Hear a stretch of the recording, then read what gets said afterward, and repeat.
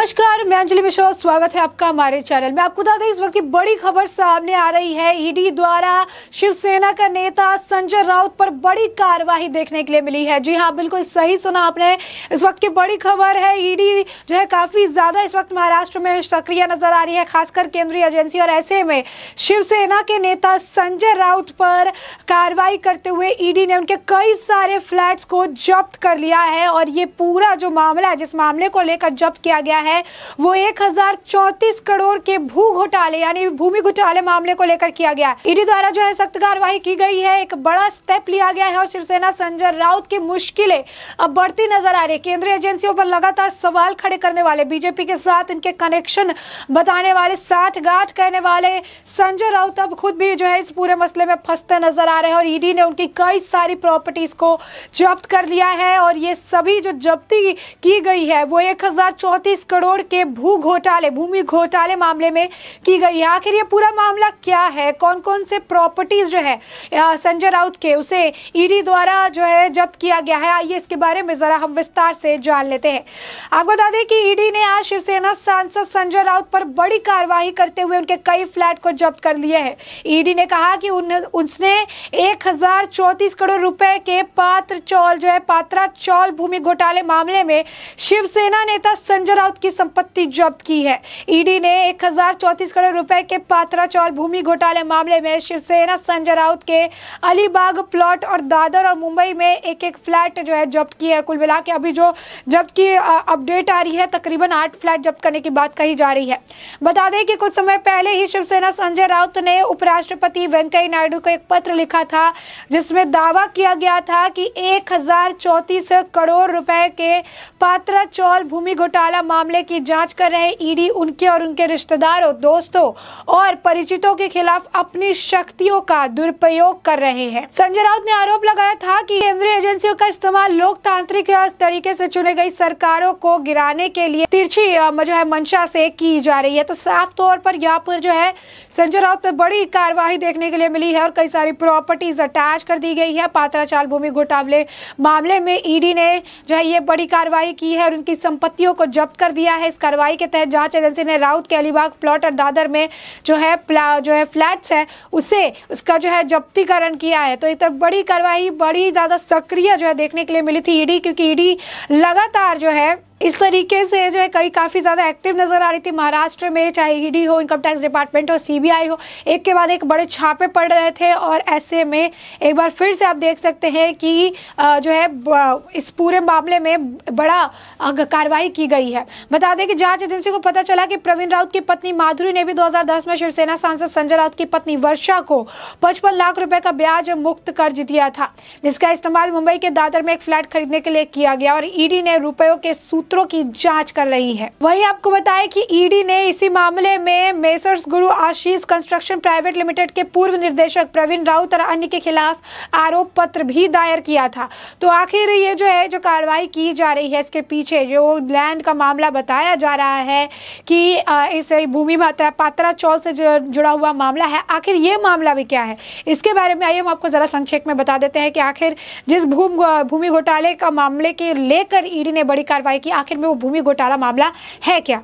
बता दें कि संजय राउत जो है इस घोटाले में इनका बहुत पहले से नाम आ रहा था। और इस भूमि घोटाले की जो जांच थी, इसमें शिवसेना के नेता संजय राउत के घर तक भी यह मामला पहुंचा था। और इस मामले में 1034 करोड़ के भूमि घोटाले से जुड़ा मामला था, जिसमें ईडी ने प्रवीण राउत नाम के एक शख्स को गिरफ्तार भी किया था। बताया जा रहा है कि प्रवीण राउत ने संजय राउत के करीबी थे और ऐसे में उन्हें कोर्ट में भी पेश किया गया था। बता दें कि ईडी ने सुजीत पाटकर नाम के शख्स के ठिकाने की भी जो है तलाशी की थी। और सुजीत संजय राउत की बेटी पूर्वशी और विविता के फर्म के पार्टनर थे।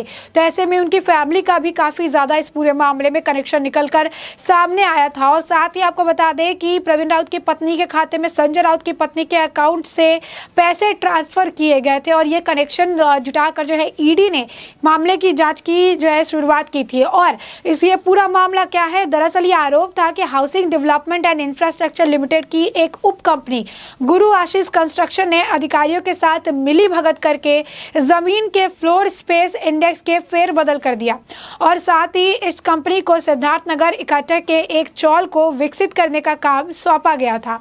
वहां रहने वाले लोगों को बिना फ्लैट दिए ही उनकी जमीन बेच दी गई और इस मामले में जो है ये पूरा मामला था जिसमें किस तरीके से चौल को विकसित करने का काम सौंपा गया था और वहां पर रहने वाले लोगों को बिना फ्लैट दिए उनकी जमीनों को जो बेच दिया गया।